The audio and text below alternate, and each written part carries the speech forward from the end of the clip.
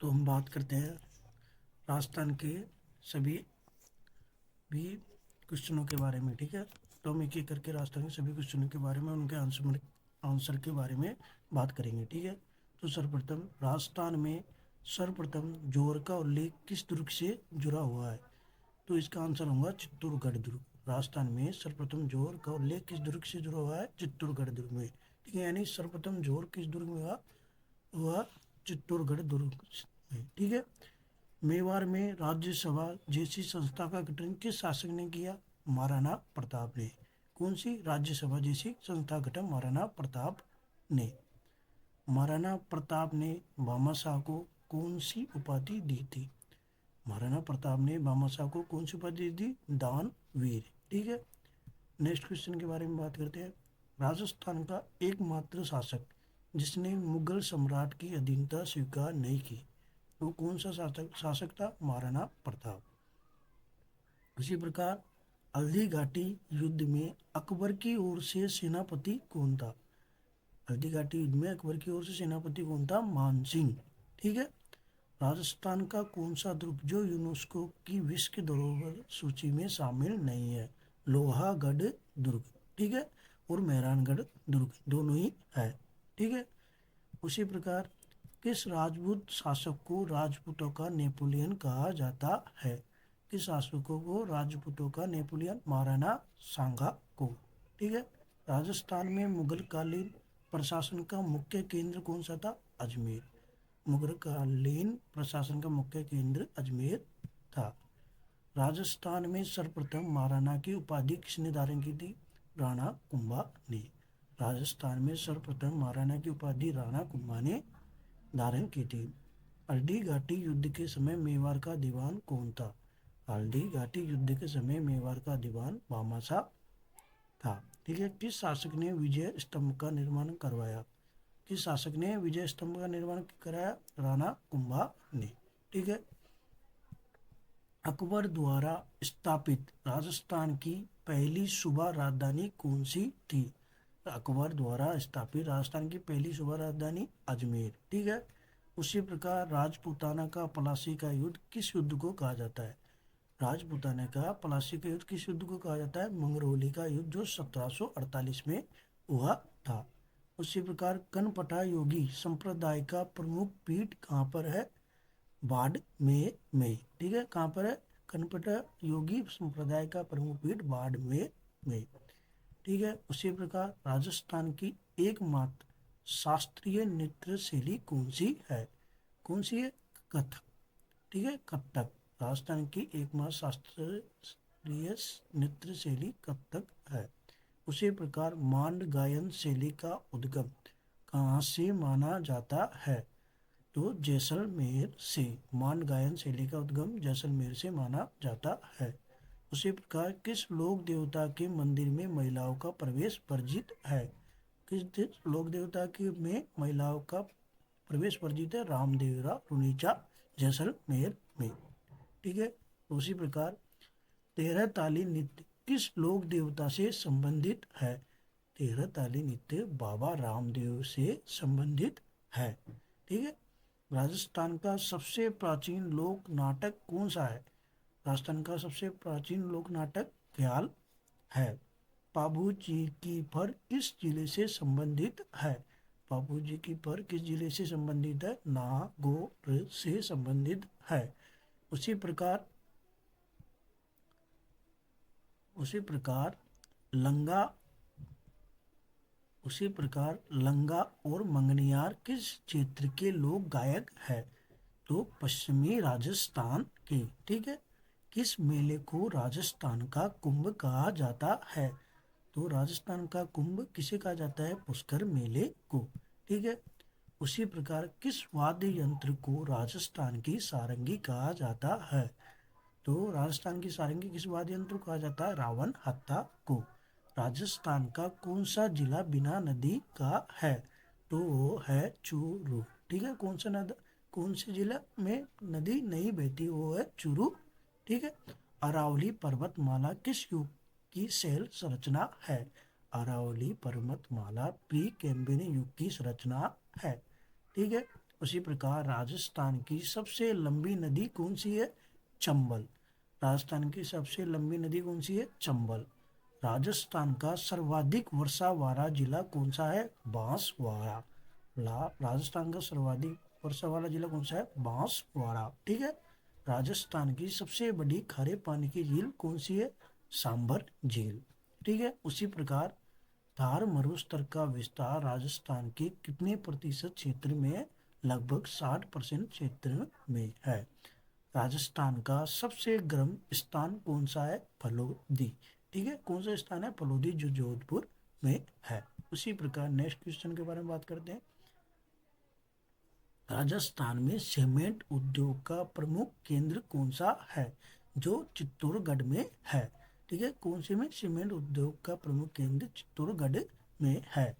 राज्य में सर्वाधिक संगमरमर किस जिले में पाया जाता है? वो राजसमंद जिले में है। सर्वाधिक संगमरमर किस जिले में पाया जाता है? राजसमंद जिले में। राजस्थान का पहला विशेष आर्थिक क्षेत्र SEZ कहाँ पे है? जो महिला वर्ल्ड सिटी जयपुर में है। ठीक है। उसी प्रकार नेक्स्ट क्वेश्चन के बारे में, राजस्थान में सर्वाधिक उत्पादित खनिज कौन सा है? चूना पत्थर। राजस्थान में सर्वाधिक उत्पादित खनिज है। राजस्थान का कौन सा जिला खनिजों का भंडार कहलाता है? राजस्थान में खनिजों का भंडार भीलवाड़ा जिले को कहते हैं। उसी प्रकार राजस्थान का सर्वाधिक लवणीय जल वाला क्षेत्र कौन सा है? वो है सांभर झील है। ठीक है। लवणीय जल वाला क्षेत्र सांभर झील है। राजस्थान में सर्वाधिक वन क्षेत्र प्रतिशत किस जिले में है? वो उदयपुर जिले में है। जो वन प्रतिशत सबसे ज्यादा है। मरुस्थलीय जैव मंडल आरक्षित क्षेत्र कौन सा है? जो डेजर्ट नेशनल पार्क जैसलमेर एवं बाड़मेर में है। कौन सा क्षेत्र? मरुस्थलीय जैव मंडल आरक्षित क्षेत्र।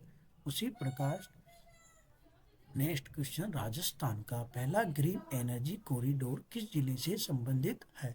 जो जैसलमेर जिले से संबंधित है। ठीक है। राजस्थान की लघु उद्योग मुख्यतः किस खनिज पर आधारित है?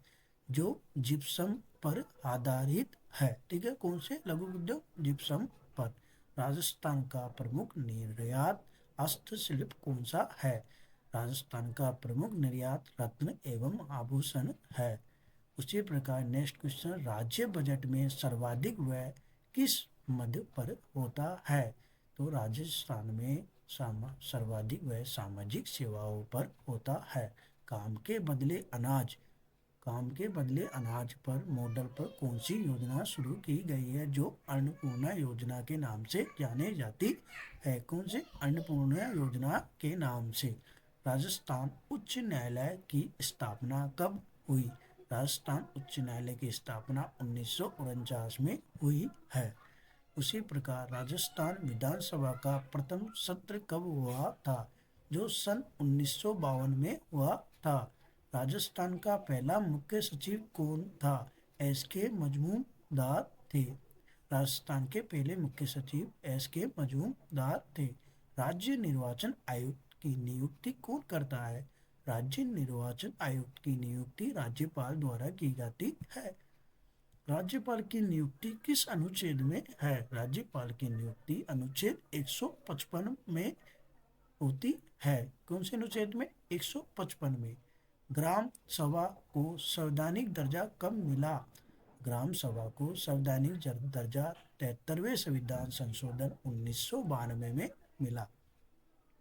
राजस्थान की पहली महिला मुख्यमंत्री कौन थी? तो राजस्थान की पहली मुख्यमंत्री सुश्री वसुंधरा राजे सिंधिया थी। ठीक है।